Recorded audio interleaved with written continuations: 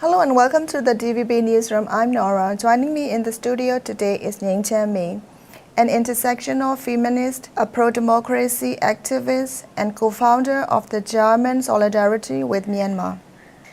Thank you for joining me. You recently did a Burmese language interview with DVB Youth Voice. In it, you mentioned how you began your activism 13 years ago. What was it that made you want to get involved in politics? Very first thing is I have to say my family, because I came from a family with political prisoners, and especially my uncle. He raised me to be to get interest in politics, because it is also in Myanmar. I mean, in the 90s and also some 2000 years, it is not possible to get interested and also get involved in politics. But it was my childhood.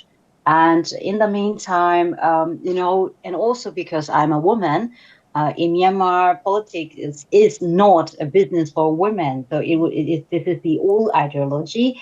But my family raised me to tell me politics is everyone's matter. So this is very first impulse. And the second thing is then when I went to university, and I saw that this is the 2010, 2011, the so-called democratization period. And I wanted to do something. I wanted to get involved in politics. So these are the main, let's say, main moments of my life to get involved in politics. So, what challenges did you face when you first started your activism, and how did you overcome them? The very first thing is because I'm a woman, and if you are young and if you are a woman, in this is generally in Myanmar society, it is really difficult to be taken seriously. So this is the very first battle I have to tackle. I have to fight, and the second thing is you have a voice, but you have a voice that people don't want to listen to. So these are the challenges that I had, and in the meantime, of course, the systematic discrimination in the Myanmar society and also in the political scenes, it is the gender-specific discrimination. So these are the main challenges that I had to face, and these are not okay. I cannot say that I've overcome these challenges. I'm still fighting this battle, and this is a battle that we as female activists we have to fight for. We have to fight for every day. So this battle is not over. These challenges are not over yet, but in the meantime, it's worth to fight for. You have mentioned that you came from the family of political prisoners. How does this influence your work? The very first thing is, if you are an activist, and also if you have a family history of being arrested and seeing your family members were tortured and traumatized and oppressed by the dictator, then you know the struggle, and it is also what you have. Not only you hear, not only you learn from book, but also it is the experience. It is the life experience you can have. So this influenced my work. If I talk about, so it is not only about sympathy you learn from the books, but also you have you can relate to it. Of course, you cannot relate to every other person's issues and problems and challenges, but in the meantime, I learned to grow rational empathy through these experiences in my family. Now you have become one of Myanmar's most outspoken activists abroad. How did you end up in Germany? Um, this is a story. This is a funny story, because I wanted to study political science since I was a child. And then I have decided to go to Germany to study political science. And it was before the coup. And 6 months later, 6 months later, when I was in Germany and the coup happened, and then I started my political science studies in Germany. So and this is a childhood dream I wanted to fulfill, to study political science and to contribute to Myanmar's democratization process. It was before the coup. But now, after the coup, I co-founded this organization, German Solidarity Myanmar, an advocacy organization in Germany. And I am also now working as the CEO of the organization during while I am also doing my master's studies. Since the 2021 military coup, you have raised awareness about the role women have played in the resistance. Can you tell me about the importance of the Nyein protest? The main protest is not only a protest, it is a symbol of women, brave women who will not be oppressed, not only by the military dictator, but also by the patriarchy in the society. I mentioned at the beginning, the Myanmar society does not take seriously when girls and women would like to talk about politics, want to talk about politics, and it didn't get any better. Also during the also now post-coup era, it didn't get any better. That's why I always say, and also my women comrades say, we as women, we have to fight double battles. We have to fight against the military dictatorship. Also, we have to fight against the patriarchy within the resistance movement. So the Tamain protest is an announcement, a loud vocal announcement against this patriarchy, and also it is a statement that we as women, we are standing at the forefront of the resistance movement, and we will fight for the justice, we will fight for our rights till the end. So this is a statement. Have you seen any tangible outcomes or shifts in public perception as a result of this protest? I have to say that the photos very visible, as in not tangible but visible reactions were that men, or let's say the people who define themselves as male, men, they took photos of themselves rubbing their heads in tamane and so on. But this is a symbol. This is just a symbol. If you do not do anything in your everyday life for the women, for the girls, in your community, in your environment, it doesn't mean anything. It doesn't mean that I am not thankful for their expression and their work and so on. But in the meantime, there are a lot of examples in our everyday life that we are experiencing that men who define themselves as feminists and also women who define themselves as feminists, and in the meantime who are still disrespectful to women's rights and also fundamental human rights. So if this is not only about showing pictures and writing posts on Facebook, it is about changing your mindset. It is about unlearning patriarchy, which you have learned since you were a child in the society. So this is about the unlearning process. I recently interviewed Mananda about feminism and how it relates to democracy. She also mentioned how patriarchy sustains dictatorship. What do you think about this? Patriarchy is the source of let's say not all kind, but almost every kind of power, misuse of power. And also patriarchy is toxic. I always say patriarchy is also deadly, because you can see that the dictator, the men who oppress their own population, own citizens, they have this patriarchy as their source of power, and it can be deadly. So this is very first thing. And the second thing is gender. I always say that gender specific power abuse. This is also a phenomena which we are seeing not only within the society in everyday life, but also within the families, within relationships, within every kind of, also at your workplace. So this is how patriarchy is rooted inside the society. Now you identify as an intersectional feminist. Can you explain what that means for those who don't know? Intersectional feminism is not a very, very new concept. It is just about, the thing is, if we talk about feminism, the Myanmar society thinks that, oh, this is about, we also have, we even don't have proper translation about feminism. People are saying, okay, this is women center even somehow. Or let's say, Amyotami Badana. It is not about that. Feminism is not about excluding men or other marginalized groups. It is about including all of them. Because we don't want to, because women are half of the population, half of the world population, half of the population of the country. So we don't want to exclude them. We don't want to be excluded. We wanted to be included. So it's about inclusion.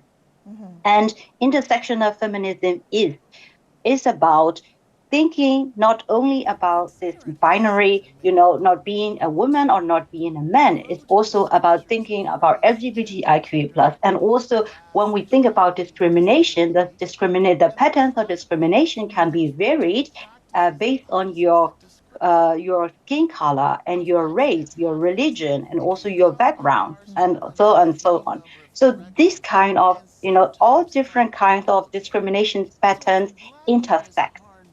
And if you think about this intersection, and you will think about the broader spectrum of the feminism. So that's why I define myself as intersectional feminist. In the op-ed for DVB English News, you wrote about your podcast Atase, which means a waistband of the Longi. What has been the response from listeners so far? It is also interesting that most of the listeners of my podcast are men. And this comes from statistics. And I was very happy because men have to know about feminism.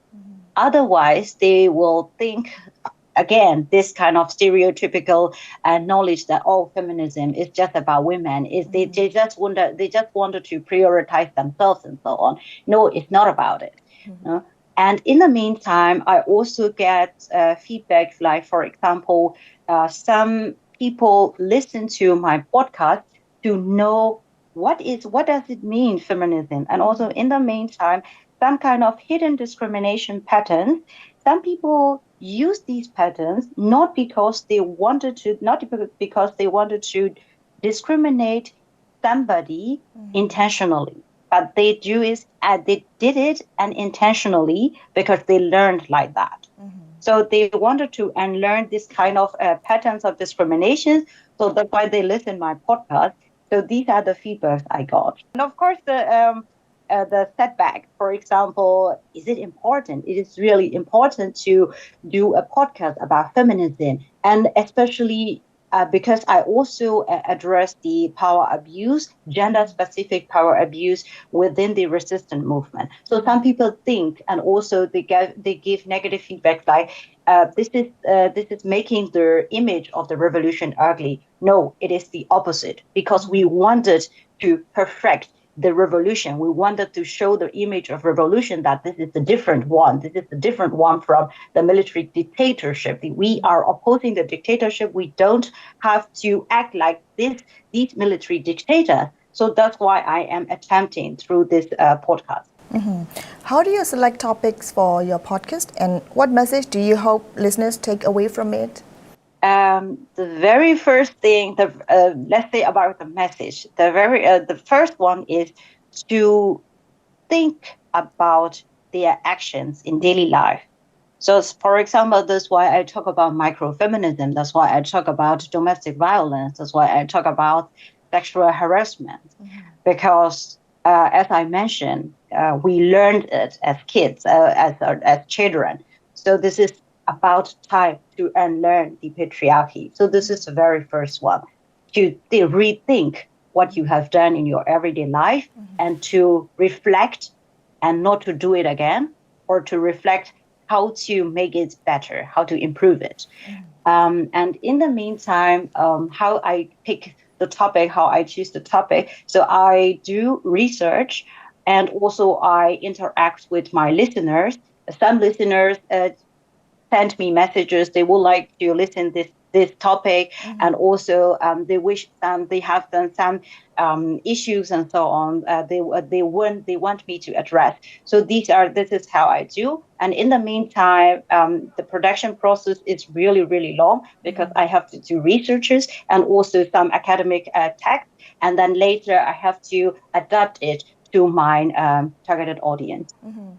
To mark the 4th year since the coup on February 1st, you organized a protest outside of the Myanmar embassy in Germany. What was the response from those who attended the protest and those working inside the embassy? So the protests in front of the embassy in Berlin, Myanmar embassy in Berlin, are our every year action. This is annual protest. And this year was really interesting because we had the Rohingya guests from all over the country, from all over Germany, and also we had guests from neighboring countries.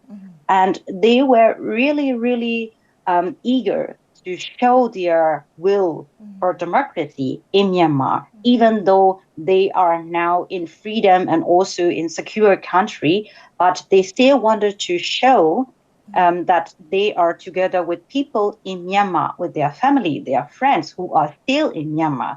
So this is the very first reaction I felt. And second thing is the reaction from the people inside the embassy. I saw that when I started to talk, they opened the window and record everything. So, of course, so they heard everything we talk outside, we shouted outside. But in the meantime, it is not that so not dangerous action, because the military junta in Myanmar is exercising transnational oppression. It means that they are now trying to make lives of the exiled Burmese people harder and harder by not extending the passport, by not renewing the passports, and so on. So the arm of transnational oppression by the military junta in Myanmar is also growing. The big issue for exiled Myanmar democracy activists is how to extend their visas or renew their passport abroad. So are you raising awareness about this issue? If so, how?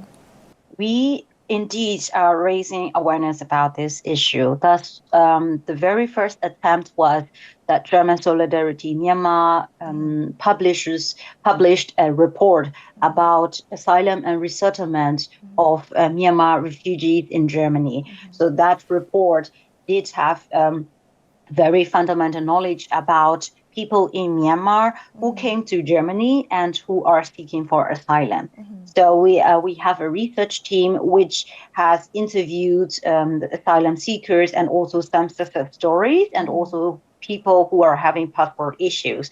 And from that, we have this report. So this is the very first step. The second step is to make this issue aware to the German authorities. It means our counterparts are, for example, German Federal Foreign Office and also German Ministry of Inner Affairs. So these are the authorities which have to know which kind of challenges that Myanmar citizens are facing abroad, because Myanmar is really far away from Germany, and they don't have any idea what is happening in Myanmar. And also, the Myanmar community is very small, so the attention that we can get is very small. So that's why this is how we have to raise constantly this attention to the issue. So how do you think international communities or governments could better support Myanmar's exiled activists? The very first thing is to be aware of what is happening in the country. This is, I say it because if we talk about asylum and resettlement challenges, let me take example from Germany. So if they don't know what is happening in the country, so they cannot judge and decide correctly. They cannot judge and decide properly what Myanmar citizens are needing abroad. This is the very first thing. And the second thing is to think about this is about also intersectionality.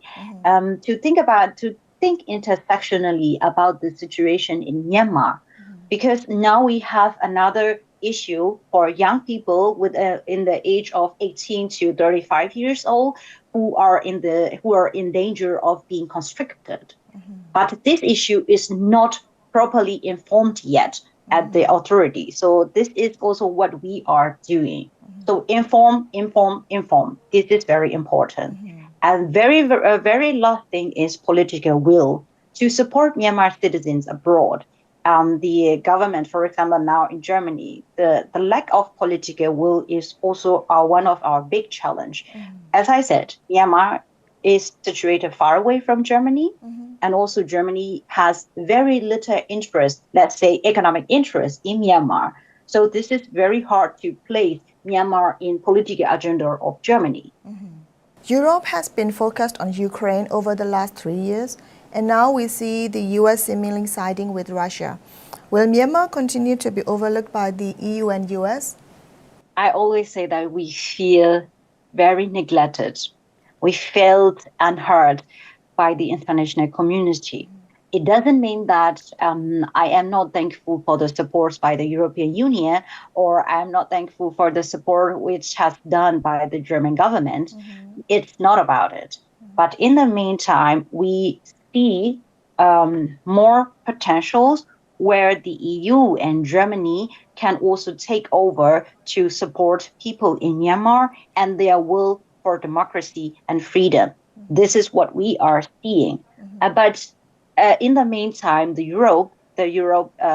European Union is now focusing and has to focus on their own defense and security. So it will get, I am very, very sorry to say, but it is not wrong to admit that the issue in Myanmar, it will get, weaker and weaker. The attention will be weaker and weaker. But how do we get Myanmar in the political agenda of the European Union? And this is our duty. This is our duty as activists in exile.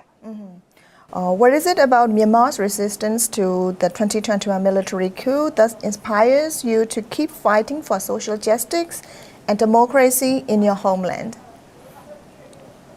It indeed inspired me to keep fighting for democracy and also social justice. This is not only about because I am a political activist, but also this is the generation this is my generation. Because I was 13 years ago, I was a student activist. Those are friends and also comrades.